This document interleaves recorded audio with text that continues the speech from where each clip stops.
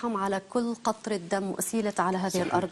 بدنا نقول دفع ثمن كتير غالي. قلت لك الدم هو كان الأساس. خلينا نشوف هالبتول شو حكيت عن أبوها الشهيد راني المقدم الطيار يلي كان بإجازة صحية وما هالشي طلع وكان في مطار منغ عم يساند أصدقائه. خلينا نشوف مشاهدينا الكرام بعد الفاصل بده يجي لعنا والد الشهيد راني. بتول هي ابنة الشهيد راني. طبعا أنا بدي أتوجه لكل الأطفال ولكل الأمهات ولكل الآباء. نحن ربما إذا اخترنا أحد كان في خصوصية معينة أو كان في موضوع معين، لكن الكل محترم والكل له مساحة ومكان في هذه المحطة وفي هذا البرنامج. بالتالي أي شيء ممكن يكون وممكن يجلس على هذه الكرسي ويتحدث ما يشاء. للأسف الدماء السورية سالت على هذه الأرض، ربما تسيل أيضا، لا ندري، لا نتمنى ذلك، ولكن هذا هو الواقع الذي اختارنا ولم نختاره نحن. خلونا نشوف تقرير ومن ثم نستقبل أبو الشهيد راني.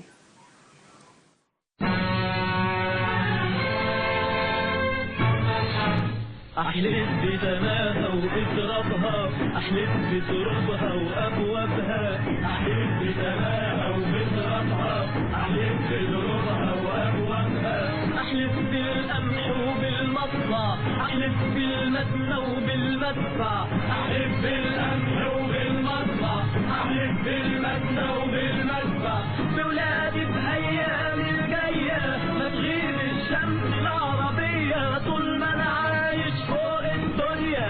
أحلف بسماها وبترابها، أحلف بترابها وأبوابها، أحلف بسماها وبترابها، أحلف بترابها وأبوابها، أحلف بالقمح وبالمطلع، أحلف بالمدنى وبالمدفع، أحلف بالقمح وبالمطلع، أحلف بالمدنى وبالمدفع، بولادي بأيام الجاية ما تغيب الشمس العربية طول ما أنا عايش فوق الدنيا.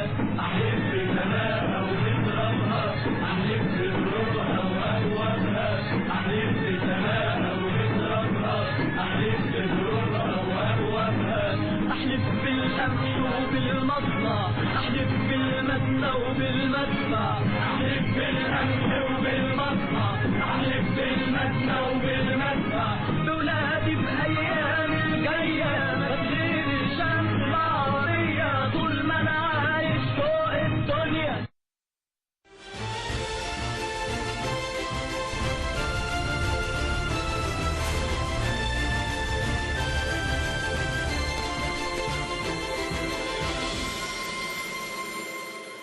بي راح مع العسكر حمل سلاح، راحوا بكل بي علا بي عمر حارب وانتصر. كانت لترتدي هذه الطفلة لباس أبيها لولا صغر جسدها وطفولتها، إلا أنها راحت ترتل تلك الكلمات بكل شموخ. ونحن وأنجار الزمان لبرهة نبقى الكبار وغيرنا أقزام. راني بن محمد مرشد الضابط الطيار الذي أضاف إلى هذا المعنى معنى، فأصبح الشهيد الطيار. لم يكتفي الشهيد راني بذلك، بل زرع في قلب طفلته حب الوطن ومعنى الشهادة لتكون شاهدا على هذا الزمان. فالأطفال في سوريا ينعون آباءهم بابتسامة العز. عاجز عن الحكي، شو بدي أحكي عنه؟ قد ما كان بطل وطموح وذكي والناس كلها بتحبه. هو بيحب الطيران. كانت الأنسي من هو صغير يقول لي تكتب لي دائما أحسنت يا طيار، ممتاز يا طيار. راح الكلي، التحق بالكلي الجوي، اتصل فيني قال لي ما أنا بقى رايحين على القامش. لي انبسطت أنا، قلت اسألك، كان بيرجع يوم بيكسبوا يوم. قال لي رايحين هلا مهمة وبعدين بحكي معك. طلعوا انزل كمان على مطار منيخ، ضربوا لنا طيارتهن ووقعت بقلب المطار. قالوا لي رفقاته انه دفنوه بقلب المطار.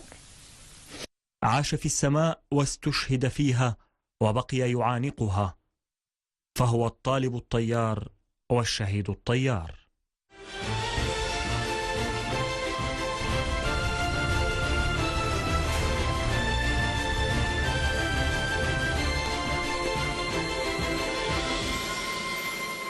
أهلا بكم مشاهدينا الكرام من جديد. أبو ثائر، بدنا نترحم على ابنك وعلى كل الله يرحم كل الشهداء بفخر طبعا. الله يرحم كل الشهداء، رفعوا راسنا وحموا هالبلد وبجد وفيها رجال الحمد لله. طيب بدنا نسألك اليوم، تواصلت معي وأهلك تواصلوا معي أيضا مش هذا الموضوع، ليش حضرتك حبيت تكون موجود بوجود الأستاذ رفيق اليوم؟ لأنه بيشرفني أنه التقى بالمحطة والتقى فيكم، لأنه متمسكين بوطنكم وبعروبتكم وبقوميتكم، وهذا شرف إلي.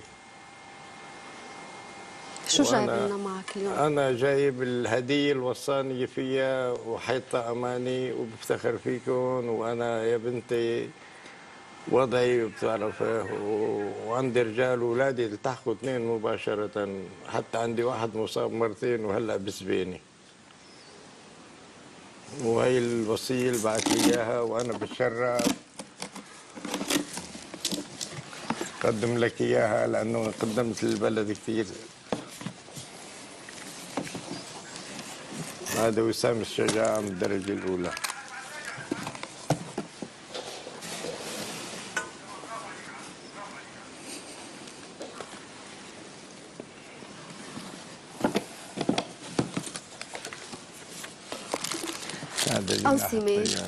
أوسمة كان يحملها الشهيد البطل راني، هو وصى أبوه وصى عائلته تعطى وتقدم، وهذا كوصية تاج راسنا اللي بنفتخر فيه. أستاذ رفيق، هذا تاج راسنا هذا تاج راسنا اللي بنفتخر فيه، بدنا نحميه. انت هلا وهبتني احلى، بدي احميه. انت وهبتني احلى وسام بحياتي. انا بدي احميه، ما بقدر اتحمل هذا وهي العمره بنفتخر فيها وتاجنا. خلوني انا احكي شوي. هي الوصيه اوسمة ورتبه. أوسمة كان حصل عليها البطل الطيار راني مرشد أثناء قيامه بمهمة طيران فوق مطار منغ، مثله ومثل زملائه كثر من الطيارين يلي دربتهم القيادة العسكرية ودربتهم سوريا كثيرا لهي اللحظات.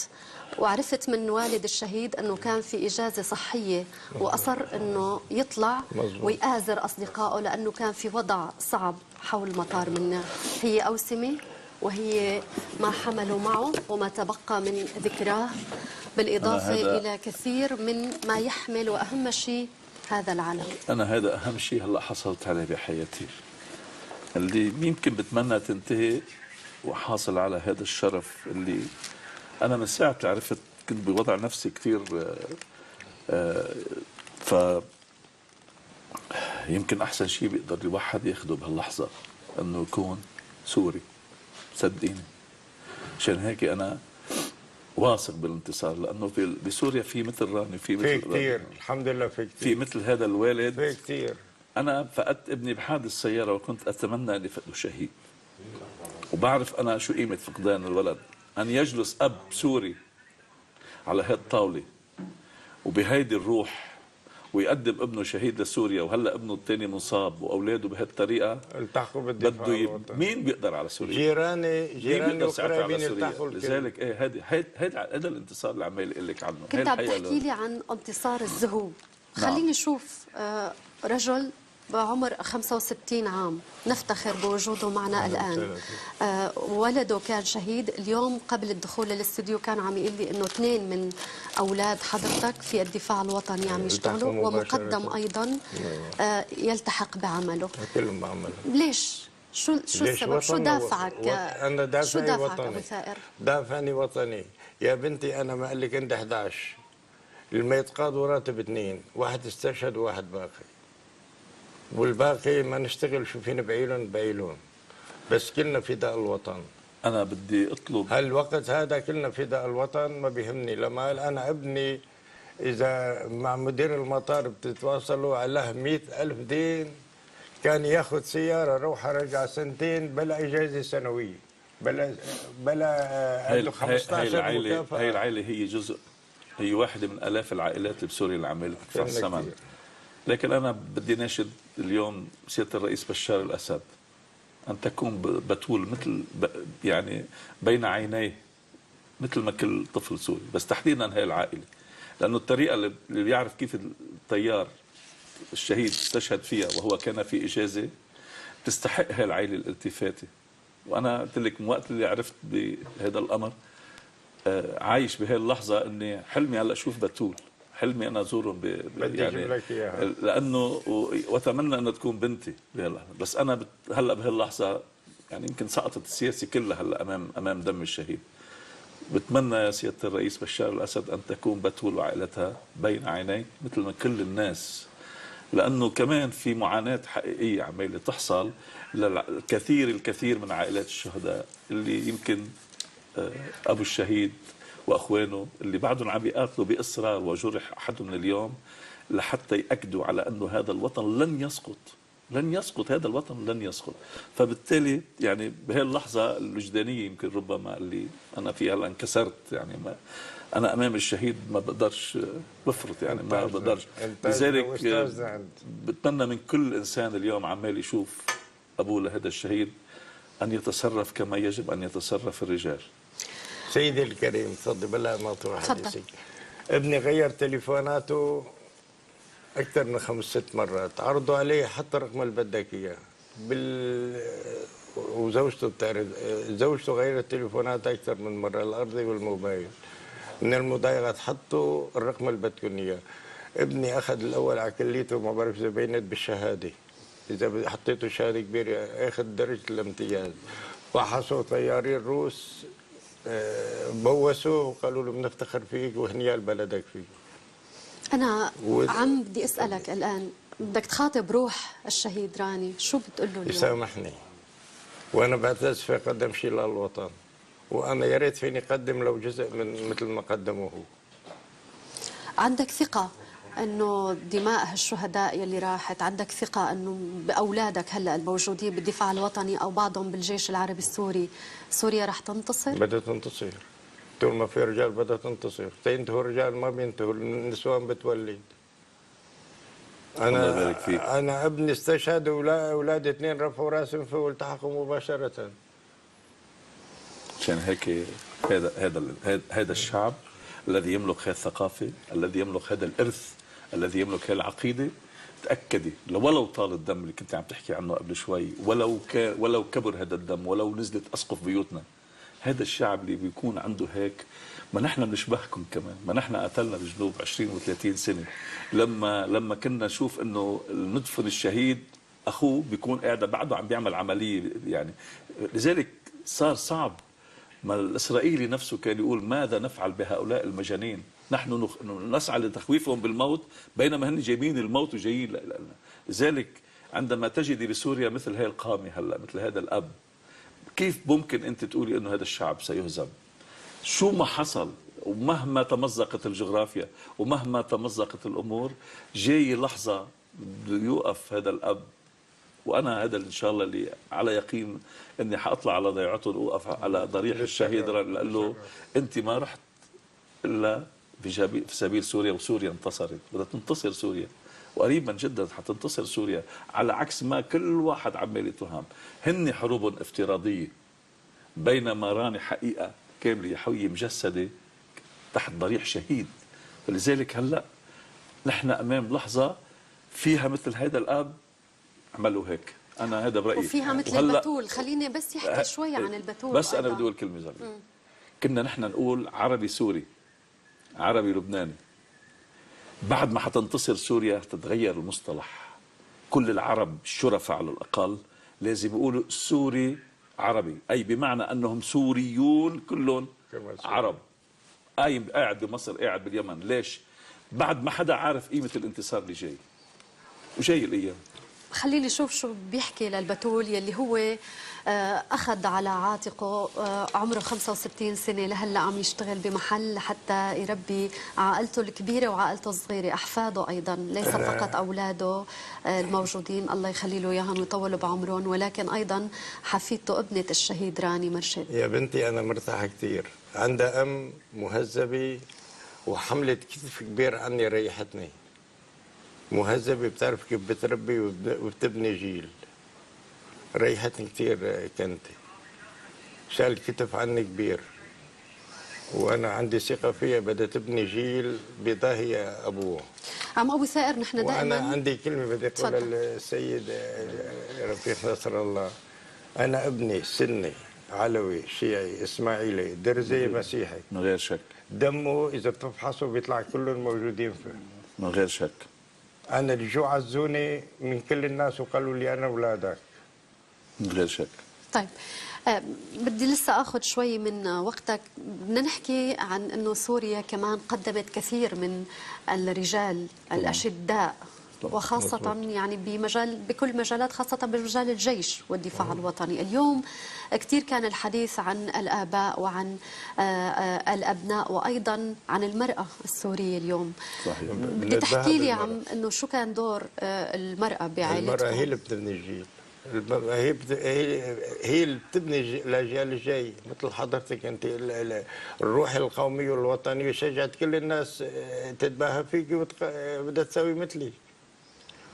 اللي بيحب وطنه الناس بتشد الناس عليه.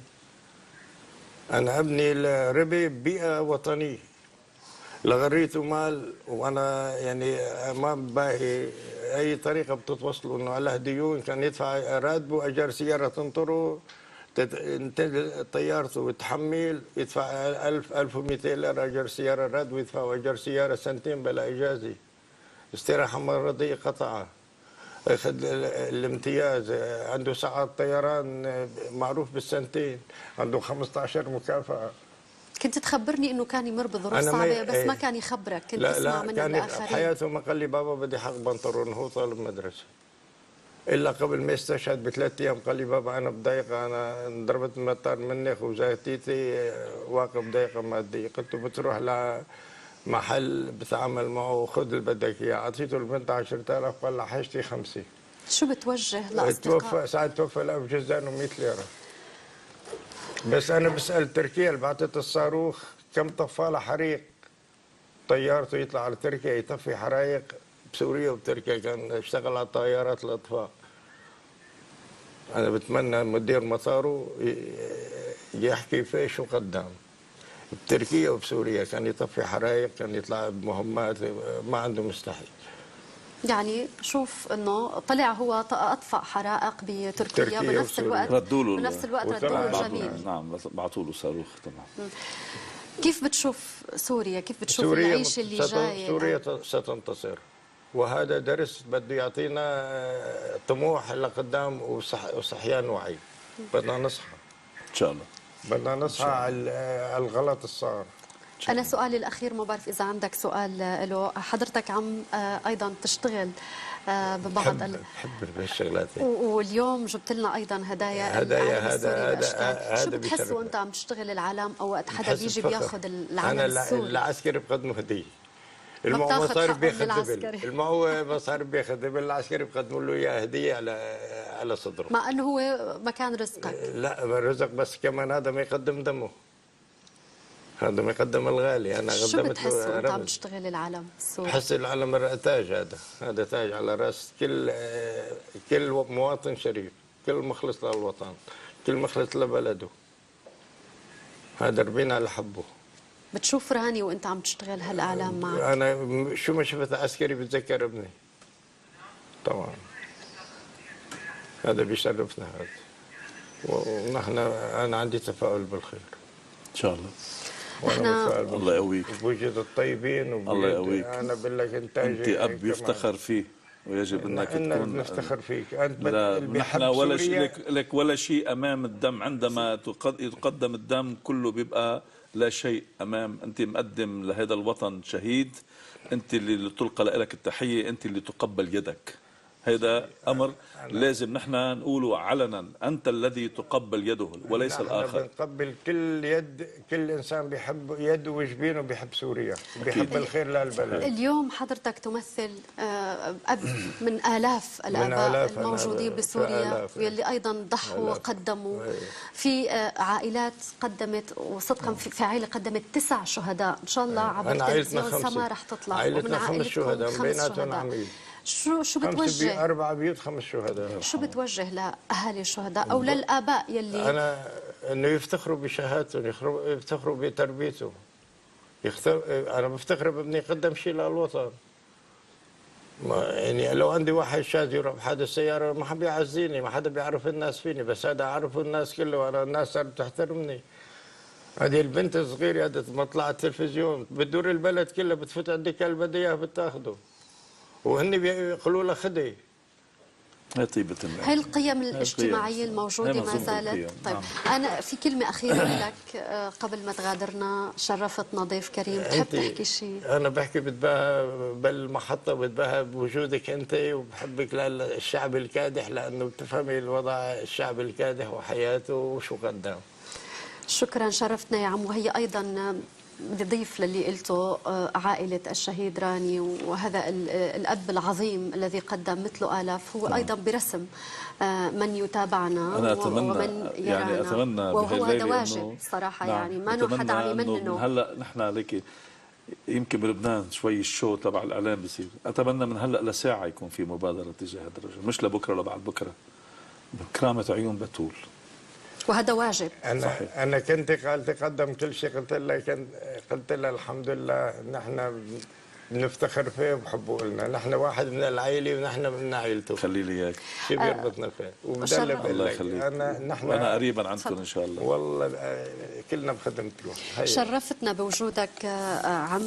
أنا بتمنى لك طول العمر، وبتمنى أيضا تحب افتحها؟ بتمنى يشوفها هو. طيب. التصميم هي أنسي صممتها من طرطوس، اسمها نهى الصالح. بوجه لها تحية.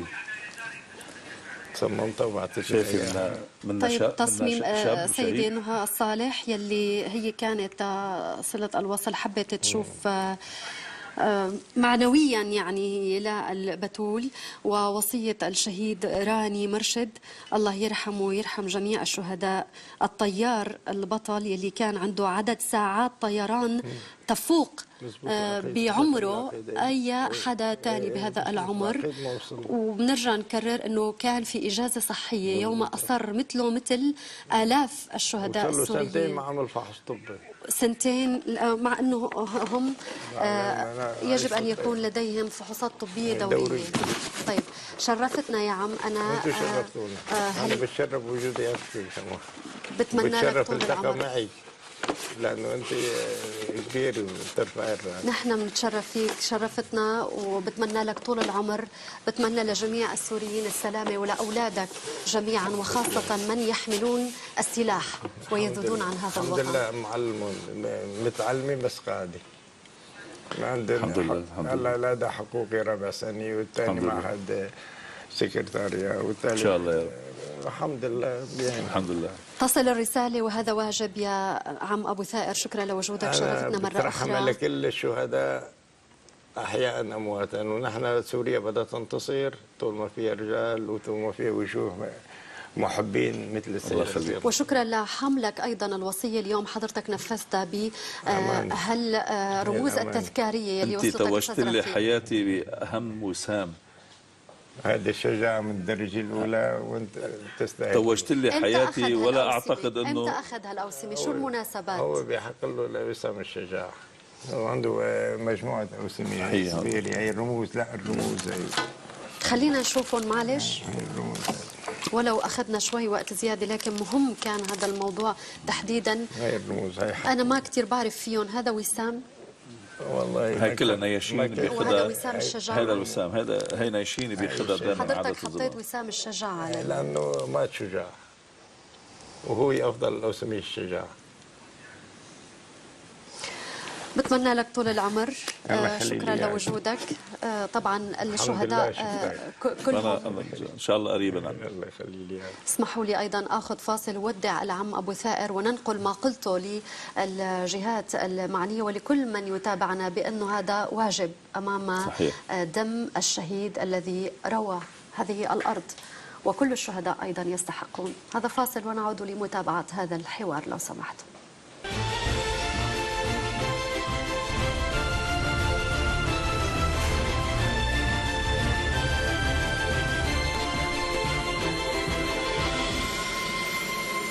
بس أنا بموضوع الشهداء لا بدي أحكي.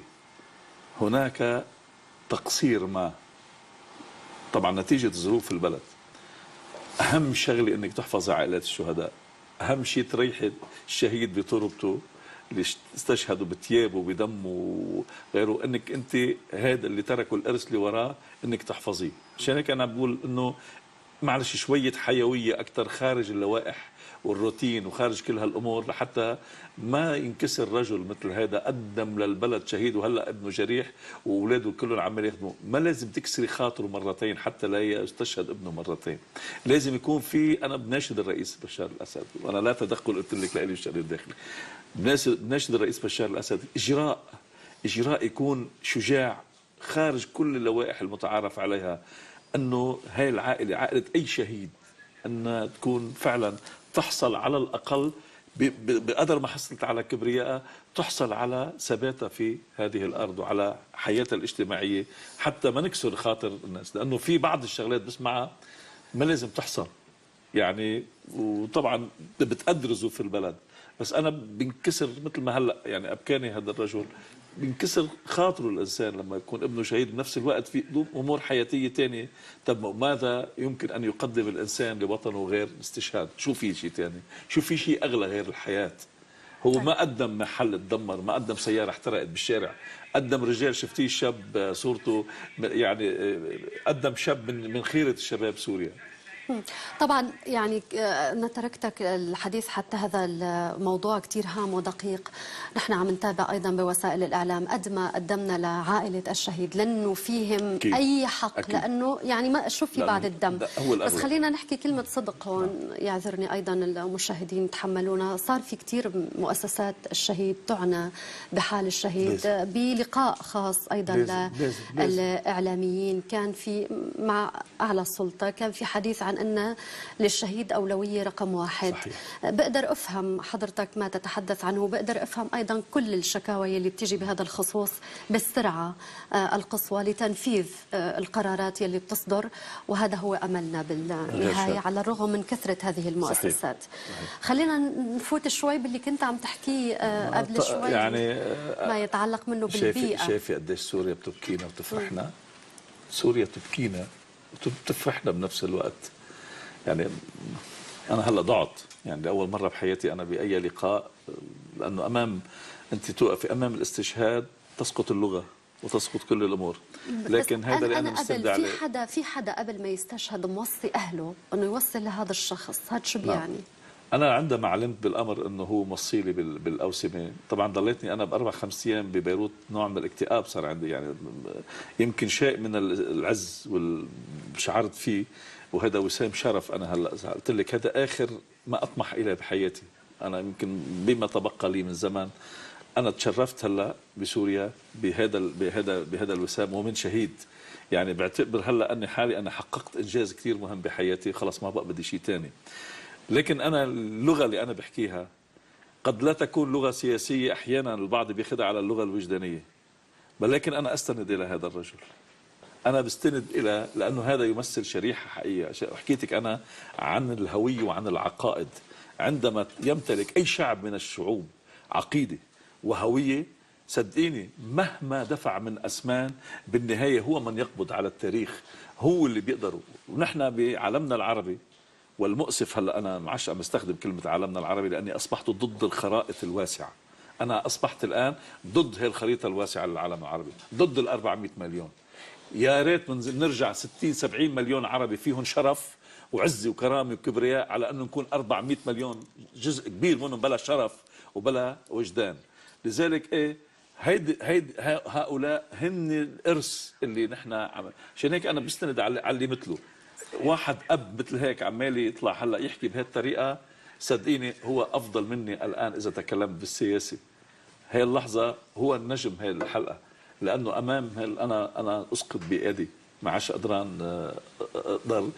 إني أقفز فوق دم شهيد. هذا الأمر. لذلك هون بقى بدنا، لما قلت لك بده يحس السوري قديش عنده اعتزاز اللي عنده مثل أبوه سائر.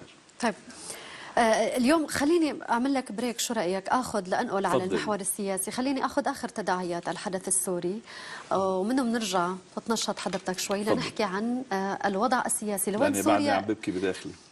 معلش أنا شفتك مش هيك رح آخذ تداعيات سياسية، بنشوف سوريا لأني لوين ما كنت رايحة.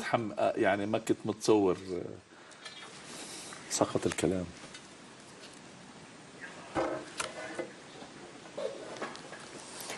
فاصل ونعود.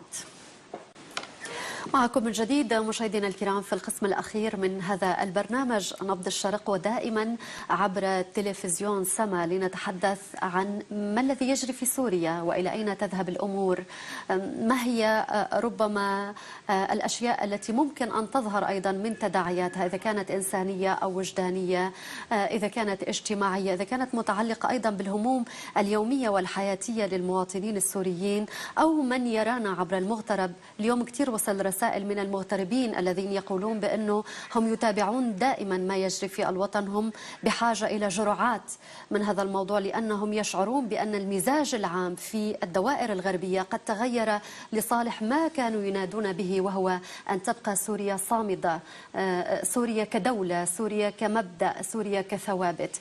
اليوم أنا بدي أشكر إحدى الجهات الرسمية الحكومية المختصة أيضا بين قوسين، والتي اتصلت أثناء الفاصل لتقول بأنه سوف يكون لها موقف معين من حالة الشهيد راني مرشد ومن حال عائلته.